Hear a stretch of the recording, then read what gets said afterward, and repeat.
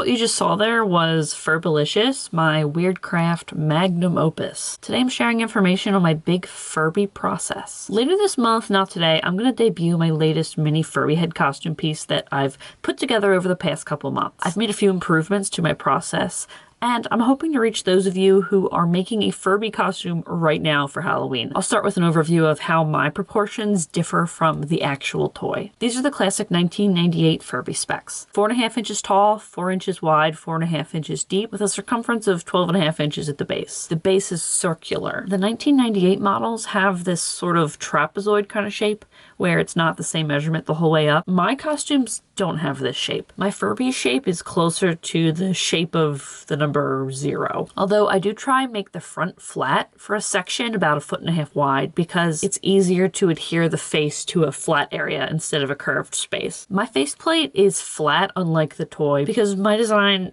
I just didn't feel that it needed to appear to house any mechanics. On the classic 1998 Furby, the mouth area is slightly larger than the eyes.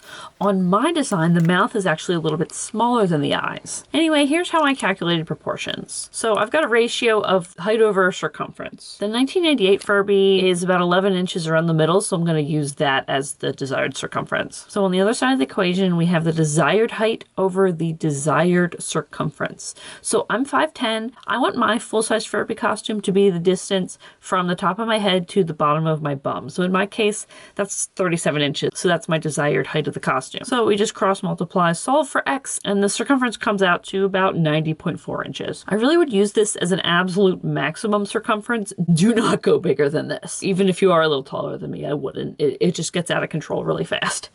Does this make sense? Am I just making it worse? Comment below. Hello, I'm all dolled up for the ABBA cover band tonight. Before I go, I just wanted to share where along the process this year's Furby is. I'm making a miniature Furby head for an influencer by the name of Rich Lux. Usually when I start one of these, I have a very clear idea of what I want it to look like at the end. But this one, I just started making it and creating a base so I could kind of come up with the design at the end. If you are making one of these, honestly, I don't think you have enough time to make one this year. I find it more enjoyable when you take your time and do it over a couple months. If you're making your own Big Furby costume, I implore you to measure your car doors, how wide your car doors are. Measure your front door and your hallway. Your costume needs to be smaller than that. I have always found that if you make one in a ridiculous proportion, I could always get it to fit into an Uber XL, but if you're taking this anywhere, it needs to be able to fit in your car. So what you want to do is think about that before you start the costume. What I would suggest is create the cardboard base. Before you decorate it, saw it in half. So use a bread knife to cut it this way, all the way across. There's gonna be a few layers of cardboard and you're gonna wanna hot glue them back together. Then you're gonna wanna create a Velcro system inside. If you can design this thing by cutting it in half, you're gonna save yourself a ton of trouble.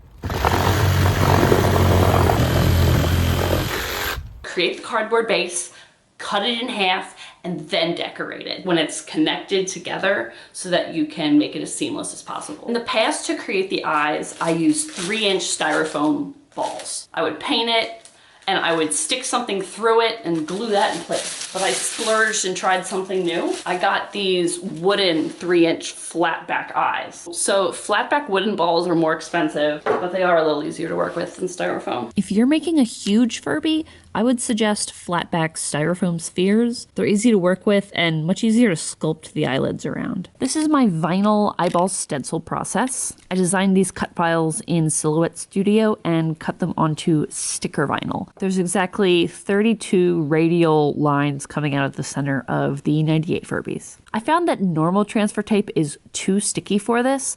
I'm transferring the design with leftover heat transfer vinyl plastic.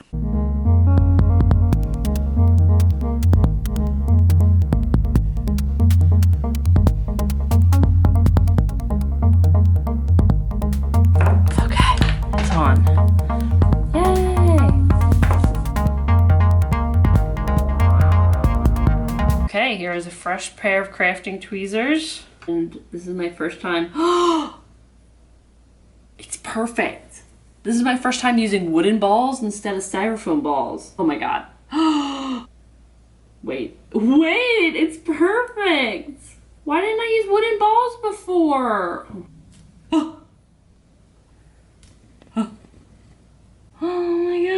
so good. Wait, this is like the best it's ever gone. Oh, yes.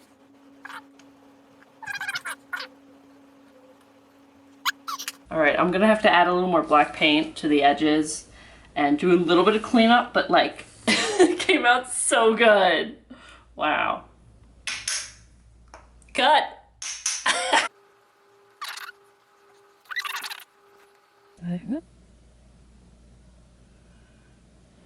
On this one, I did the black first and then I filled in the blue. I just feel like there's gonna be a lot of cleanup work.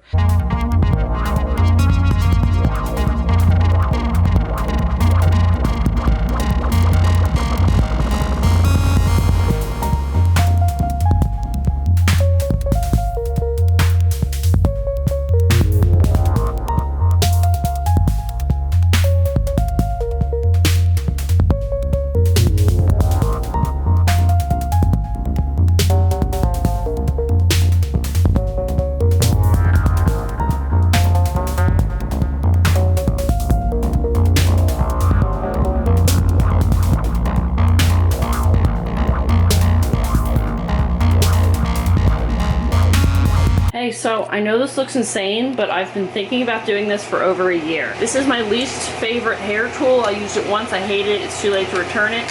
And today, we're using it to curl zip ties. I bought it, I can do whatever I want with it.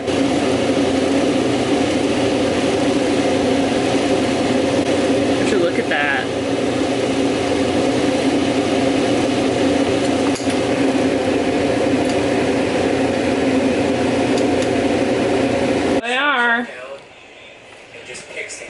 The zip-inked brush. I'm gluing eyelashes inside the lid. So what I did was, I took a ruler, evenly spaced, and then I just took this and drew lines in here. Gonna glue the eyelashes. These zip ties, they have this natural bend, this little thin spot, so I'm gonna put this under the lid. After I glue them all on, I'm going to cut this end off. Girl, lemonade. Ugh, too much glue on the edge. This is gonna take forever.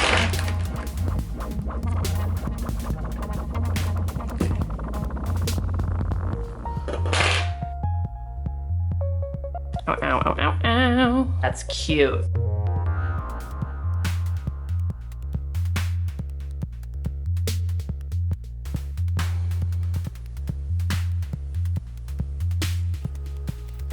All right, I'm gonna add a little more glue on top just to really seal these in. I almost don't want to cut the ends. They're so cute. I ran out, so I had to put an uncurled one, but here they are. Put it on one at a time. I think that's kind of the key to making my stuff look good. One stupid thing at a time. So you probably can't see it, but there's like a little number here, so I'm just gonna cut it right below the number. Try to go really like straight across. Let's get shopping.